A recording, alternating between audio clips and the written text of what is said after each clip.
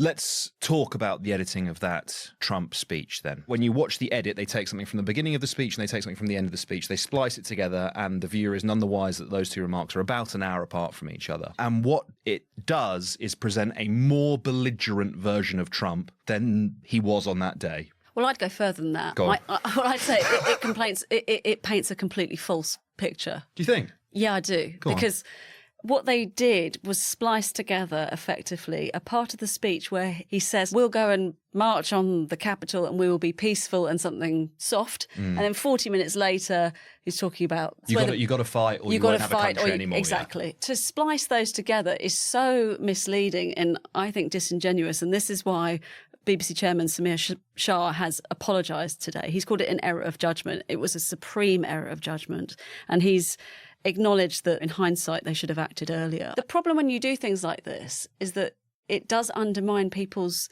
faith in the BBC. And it is one mistake, and there are thousands of journalists that work at the BBC who work exceptionally hard to be accurate in their reporting, and things like this just undermine what they're trying to do. And I think it was a pretty egregious error. I'm not saying that I don't think it was an error, right? You know, I think it's clearly something that they need to apologise for. But as significant an error as it is, it does feel like it's a bad piece of journalism that fits within a broader context. And it's that context that's led to this resignation rather than perhaps necessarily the specificity of what happened in that Panorama programme. The New Statesman.